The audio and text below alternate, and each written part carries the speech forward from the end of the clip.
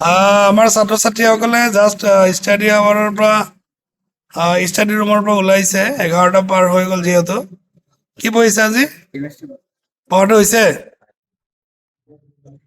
তুমি কি পঢ়িছা হে বায়োলজি কি পঢ়িছা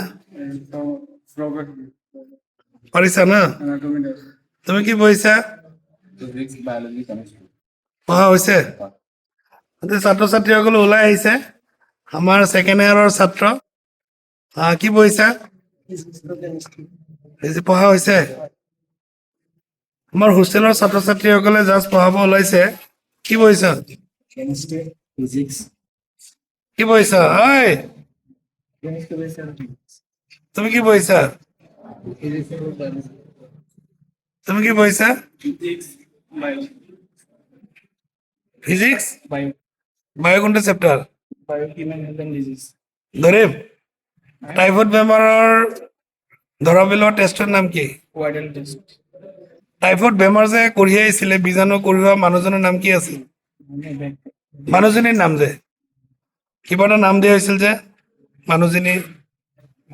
বেমাৰ কঢ়িয়াইছিল যে যিবিলাক মানুহৰ ঘৰত নাই নাই নাই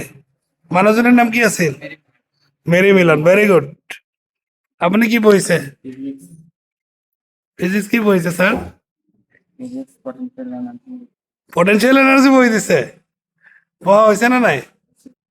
আপুনি কি পঢ়িছে স্যার ফিজিক্সৰ কি পঢ়িছে স্যার সঁচা পঢ়ি পেলাই আপুনি মুখস্থ লিখিছে না নাই ফিজিক্সত লিখে স্যার কি পঢ়িলে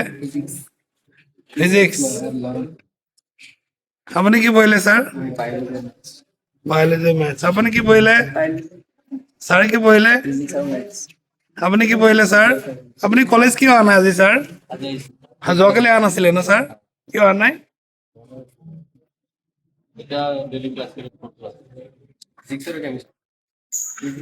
মনিটৰ নেকি মনিটৰ চাবি না ঠিকে আছে নে প্ৰচেছটো সি আমাৰ হোষ্টেল মনিটৰ হয় সেই গোটেইখিনি বৰ্তমান সি চোৱা চিতা কৰি আছে আৰু ছাত্ৰ ছাত্ৰীসকলে ক'ৰবাত গ'লে টিচাৰসকলক যদি নোপোৱা তেতিয়াহ'লে আমাৰ মনিটৰক সুধিব লাগিব আৰু মনিটৰে ইচ্ছা কৰিলে গোটেই হোষ্টেল চেঞ্জ কৰিব পাৰে ছাৰে কি পঢ়িলে হে হে বায়োলজি কি পঢ়িলে হে হে প্লেন কিংডম এলগিবিলাক কেই প্ৰকাৰ 4 প্ৰকাৰ কি কি 4 প্ৰকাৰ নে 3 প্ৰকাৰ এলগি কেই প্ৰকাৰ আছিল এলগি কেই প্ৰকাৰ কি কি green algae brown algae red algae very good boy এইটো ভাল ল'ৰা তই কি কৰ মানে কচোন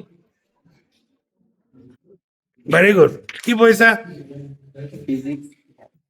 ফিজিক্স কি পঢ়িছা ফিজিক্স তুমি কি পঢ়িছা বায়োলজি কি পঢ়িছা ইমপ্লান্টেশ্যন মানে কি ইমপ্লান্টেশ্যন কোনোবা ক'ব পাৰিবনে তুমি কোৱা চহিদুল কোৱা when blastocyst enters in the uterus তুমি কি পঢ়িছা স্যার মোশন করেছি ফিজিক্স আর ঠিক আছে তুমি ফিজিক্স আর বেসিক নোটস করেছি তুমি কি পঢ়িছা তুমি কি পঢ়িছা ফিজিক্স করেছি তুমি কি তুমি তুমি কেমিস্ট্রি ফিজিক্স কি পঢ়িছা তো প্রফেসর তুমি কি পঢ়িছা আমাৰ যেহেতু সময়টো শেষ হ'ল